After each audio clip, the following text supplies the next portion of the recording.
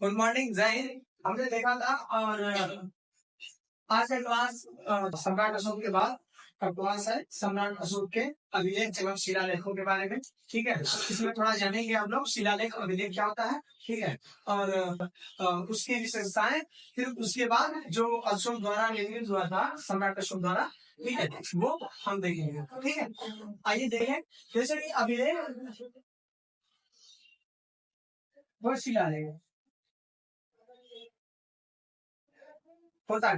ठीक है, ये अभिलेख क्या होता है, जैसे कि किसी पत्थर पे, और ये दोनों मानो दोनों पत्थर पे, ठीक है, सीधा मतलब किसी भी पत्थर पे इसकी आकृति कोई निश्चित नहीं होती, आकृति निश्चित नहीं होगी, इसकी आकृति निश्चित होती है। ठीक है, अभिलेख कौन सीधे होता है, जैसे कि आप यहाँ पे सपोज में देख सकते हैं, ये है शिलालेख, यहाँ पे आपको अभिलेख मिलेंगे। ठीक है, ये सब अभिलेख है।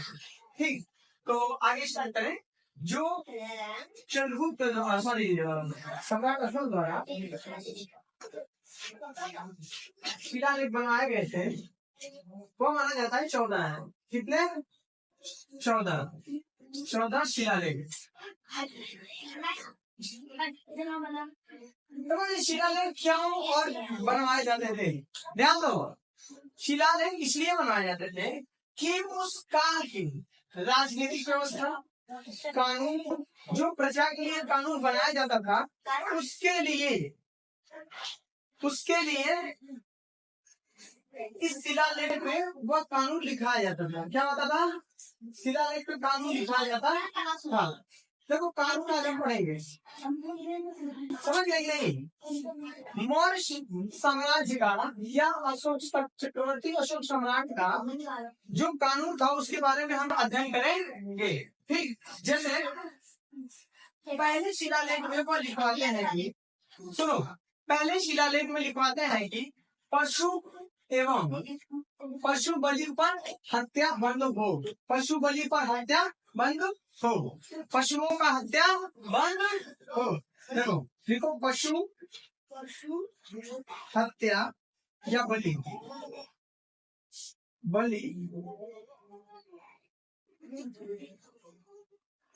निंदा, निंदा मतलब निरीक्षण किया गया कि आप इसे बंद करिए। ठीक, दूसरा है, देखो पहला क्या था, पशु पे हत्या बंद, दूसरा है पशु एवं मनुष्यों को चिकित्सालय खोलना। उनका काम किसका क्या था? पशुओं एवं मनुष्यों के लिए चिकित्सालय खोलना, दवाघर।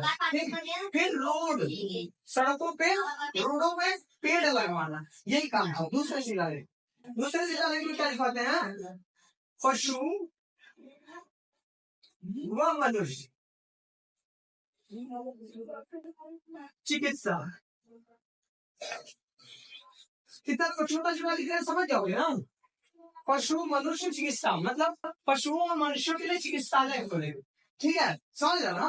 फिर देखो तीसरा क्या था, अपने साम्राज्य को चलाने के लिए, अपने साम्राज्य को चलाने के लिए जो बड़े बड़े पदाधिकार, बड़े बड़े अधिकारियों को नियुक्त किए, उनके नाम थे, उनके बारे में वर्णन किया गया। जैसे 3 अधिकारी थे, कौन? राजू, युक्तक, प्रदेशक।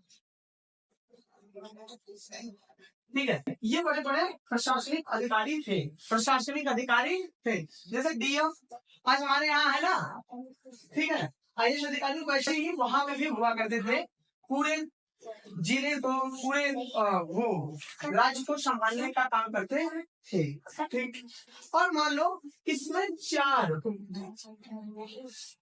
राजधानी यहाँ हुआ करती थी, यानी प्रमुख नगर, राजधानी प्रमुख नगर, जैसे तोसली, दूसरा है तक्षशिला, सुवर्ण गिरी और उज्जैन। ठीक है ना, कितना समझ गए? 4 राजधानियां मतलब 4 मुख्य रूप से बड़े राज्य हुआ करते थे। यही है चारों, तोसली, तक्षशिला, सुवर्णगिरी, उज्जैन। ठीक, तोशली पड़ता है लगभग बिहार साइड, जो उत्तर प्रदेश के लगभग है। उज्जैन पड़ता है महाराष्ट्र में, तक्षशिला पड़ता है पाकिस्तान अफगानिस्तान के लगभग, और सुवर्णगिरी वही लगभग वहां पे मध्य भारत में। ठीक है, और देखो जैसे कि ये अभिलेख जो कैसे पढ़े गए, कैसे जाना गया, इसके बारे में भी हम लोग थोड़ा जान ही लें, है कि नहीं? आगे भी है तो इसको पूरा खत्म करते हैं, नहीं तो हम बता दें। नहीं, जैसे कि देखो यहाँ पे एक बार 1837 में जेम्स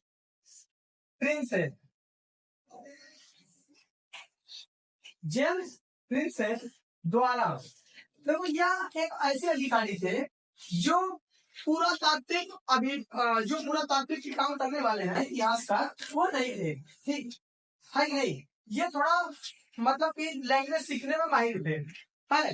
तो वह क्या करते हैं कि उन्हें यूनानी भाषा आता है। ये कौन थे? ब्रिटिश सरकार के अधिकारी, ब्रिटिश सरकार के अधिकारी थे जिन्होंने यूनानी भाषा प्लस इंग्लिश सीखा था।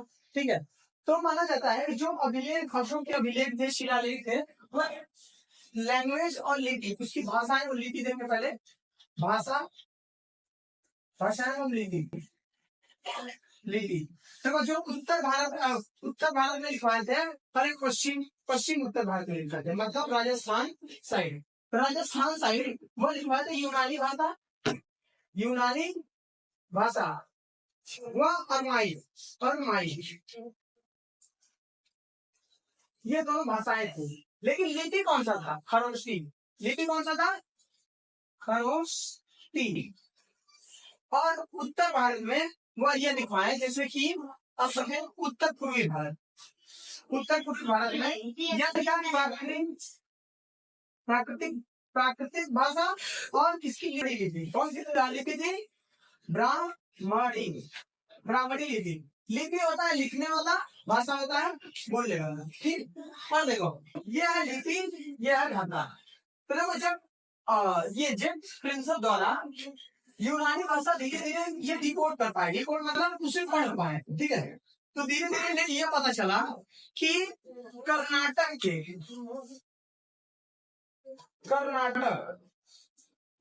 कर्नाटक में बाद में, जैसे कि जितने अभिलेख मिलते थे जेम्स प्रिंसेप को, तो उसमें अभिलेख के नीचे जैसे होता है ना, राइटर का नाम होता है ना, राइटर, तो अशोक का नाम नहीं हुआ करता था, उसमें नाम क्या होता था?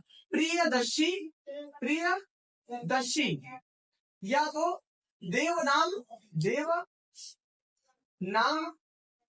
दर्शी। ठीक है, देवनाम प्रियदर्शी या देवनाम दर्शी या प्रिय। ठीक, तो ये नाम हुआ करता था। लेकिन इन्हें मास्कीय अभिलेख में, मास्कीय अभिलेख कहाँ मिला? कर्नाटक में। कहाँ मिला? कर्नाटक में जो मास्कीय अभिलेख मिला, उसमें यह लिखा गया था कि देखो, देवनाम प्रियदर्शी के बगल में कोष्टक में लिखा गया था अशोक, चक्रवर्ती सम्राट अशोक। तब पता चला कि जितने भी प्रिय नाम देवदर्शी के मिल रहे थे, प्रियदर्शी जितने भी राजा थे, मतलब जो पूरे इंडिया, देखो पूरे भारत में जहां भी अभिलेख मिल रहे थे, तो उसमें क्या नाम लिखा जा रहा था? प्रियदर्शी। ठीक है, डायरेक्ट अशोक नहीं लिखा गया था, है कि नहीं? तो कैसे पता चलेगा कि सम्राट अशोक के अभिलेख है ना? लेकिन कर्नाटक के मास्की अभिलेख में, मास्की और गुर्जरा अभिलेख, गुर्जरा इधर है, गुर्जरा अभिलेख में मिला, सॉरी ये गुर्जरा अभिलेख में मिला कि यहाँ पे प्रियदर्शी प्लस अशोक मिला था। इसीलिए पता चला कि जो प्रियदर्शी राजा है वह कोई और नहीं, कौन है? अशोक। कौन है? अशोक। यह खोज कब हुआ? 1837। कौन किया? जेम्स प्रिंसेप है। ठीक, तो इन्होंने बताया कि ये अशोक सम्राट के हैं। फिर पढ़ा गया तो पता चला कि जो पूरे इतने भारत में मिला, मतलब इनके जो साम्राज्य हुआ करते थे, पूरा लगभग उतना हुआ करता था। इससे यह पता चला। ठीक है, इसके बाद हम लोग देखेंगे इससे पहले भी कि इंडिया जो है वो रत्ता आप पढ़ेंगे इसके बाद, ठीक है। तो ये शायद से आज हम पूरा मोस्ट समराइज खत्म कर दे पूरा दिन के लिए, ठीक है। फिर देखो आगे, ये तीन हो गए। तीसरा चौथा क्या है, भैरी घोष। भैरी घोष से धाम घोष। भैरी घोष मतलब होता है कि विपुल बजा देना, मतलब जब युद्ध के पहले शंख नहीं बजता है तो वो नगाड़ा, और युद्ध के होने से पहले विपुल नगाड़ा बजा जाता है ना। तो अशोक के साम्राज्य में, अशोक के साम्राज्य में अब युद्ध का नगाड़ा नहीं बजेगा, अब युद्ध नहीं होगा। अब क्या बजेगा, धर्म घोष, धर्म का संग, शांति, किसका, धर्म का, नैतिक, मतलब अब शांत, पूरा प्रजा शांत रहेगी, नैतिकता बनी रहेगी और अहिंसक रहेगी, इसमें कोई युद्ध नहीं होगा।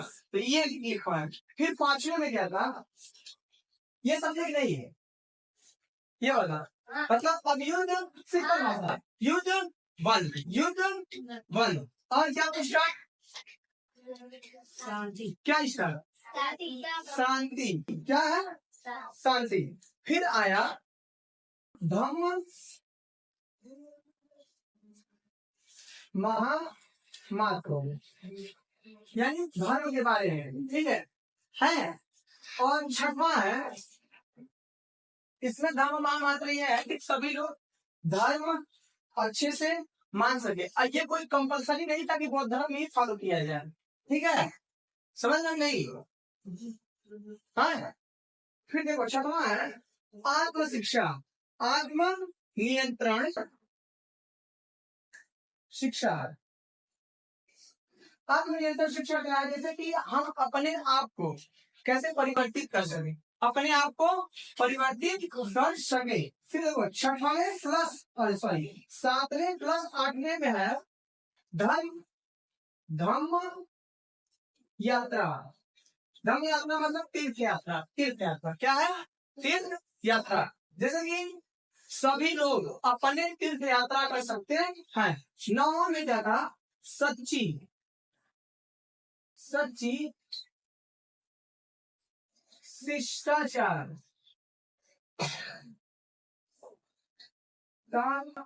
चार शिष्टाचार, ठीक। फिर दसवां है जो उच्च पदाधिकार है, उच्च पदाधिकार, उच्च पदाधिकार क्या करेंगे, जैसे कि वो प्रजा को क्या करेंगे, प्रजा को सताएंगे नहीं, क्या करेंगे, सताएंगे नहीं। उच्च पदाधिकार प्रजा को का देखरेख करेंगे और उन्हें सताएंगे नहीं। 11वां क्या है, 11वां है धर्म की व्याख्या, धर्म की व्याख्या, धर्म के बारे में बताया गया है। 11वें में क्या लिखा गया है, धर्म के बारे में बताया गया है। 12वें में क्या है, धर्म सहनशीलता, मतलब स्त्रियों को धर्म में आने की इजाजत, स्त्री महामार्ग, स्त्री महामार्ग। 12वें में क्या है, स्त्री महामार्ग। देखो 11वां क्या है, धम्म व्याख्या,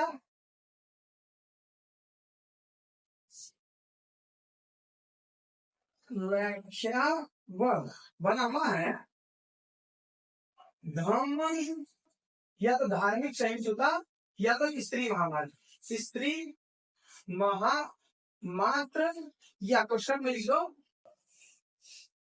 धार्मिक सहिष्णुता, धार्मिक सहिष्णुता, सहिष्णुता, सहिष्णुता। फिर उसके बाद 13वां है कलिंग युद्ध, कलिंग युद्ध जो हुआ था लगभग 261 ईसा पूर्व में, और इसमें अशोक का हृदय परिवर्तन, अशोक के हृदय परिवर्तन, अशोक का हृदय परिवर्तन, हृदय परिवर्तन, परिवर्तन के बारे में बताया गया है। फिर अंतिम है 14वां, चौथा है सभी जनता को धार्मिक बनाने का अधिकार, धार्मिक जीवन जीने का अधिकार, जीवन जीने का मतलब सभी जनता कोई भी धर्म धारण कर सकती है। 14वां में था, 13वां में कली युद्ध। अब इसे एक बार रिवाइज कर लेते हैं, है कि नहीं। तो ये समझ में आएगा अच्छे से। पहला क्या है, पशु बलि हत्या। दूसरा, पशु मनुष्यों की चिकित्सा। राजनीतिक प्रतिशत मतलब अधिकारियों के बारे में क्या है कि वैरी घोष के धर्म घोष। वैरी घोष क्या है, जैसे कि अब युद्ध नहीं होगा, अब धर्म का प्रचार होगा। धर्म महामार्ग, धर्म के बारे में विस्तार। आत्म नियंत्रण पर शिक्षा। आत्म नियंत्रण मतलब अपने आप पे, मतलब आत्म समन्वय। आत्म समन्वय मतलब आत्मा को खुद को कितना महान मानना है, ठीक है, और अपने बारे में जानो। और धर्म यात्रा, धर्म यात्रा क्या है, तीर्थ यात्रा, ठीक है। फिर सच्ची शिष्टाचार, फिर उच्च पदाधिकारियों को प्रचार को देखने, मतलब जो अधिकारी है वो प्रचार का अच्छा से देखभाल करें, नहीं तो ये 5 साल में बदल दिए जाएंगे, ठीक। फिर उसके बाद धर्म की व्याख्या, जो धर्म की व्याख्या की है, ठीक है, सभी धर्मों की व्याख्या। स्त्री महामात्र और धार्मिक सहिष्णुता, मतलब स्त्रियों को भी धर्म में आने की इजाजत हो गई थी। और उसके बाद करेंगे युद्ध, अशोक का हृदय परिवर्तन। फिर उसके बाद सभी जनता को धार्मिक जीवन जीने का अधिकार था। ये पूरा शिलालेख शब्दों में लिखवाए थे, ठीक। फिर आगे देखें अभिलेख।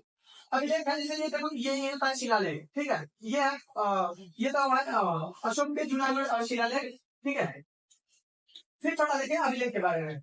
अशोक, ठीक है, तो जैसे कि अशोक के अभिलेख, शिलालेख, गुहालेख, स्तंभ लेख। स्तंभ लेख मतलब ऐसे होता है, शिलालेख कोई भी शिला पे, पत्थर पे। भूलेख गुफा में होता है, क्या होता है, भूलेख गुफा में, ठीक है। और एक बृहद शिलालेख और लघु शिलालेख। और इसमें स्तंभ शिलालेख और लघु शिलालेख मतलब लंबे और सब मतलब मोटे चौड़े, ठीक। और इसमें है बृहद मतलब बहुत बड़ा, और ये लघु छोटा, ठीक। और क्या ध्यान दें, जैसे कि ये है सारनाथ का, सारनाथ का अभिलेख। ये है रूमन देई अभिलेख, रूमन देई अभिलेख जो अपने पत्नी के नाम पे बनाते हैं। ये है इसका अभिलेख, यहाँ पे आप देख सकते हैं। फिर ये है तोपड़ा का, तोपड़ा का शिलालेख, तोपड़ा का अभिलेख। ये है मेरठ का शिलालेख, मेरठ का अभिलेख, सॉरी अभिलेख, ठीक है। ये मेरठ का अभिलेख है। फिर नाम देखें, ये है लौरिया और राज अभिलेख। और ये है लौरिया, लौरिया नंदगढ़, नंदगढ़, ठीक। तो क्या कर देखें, जैसे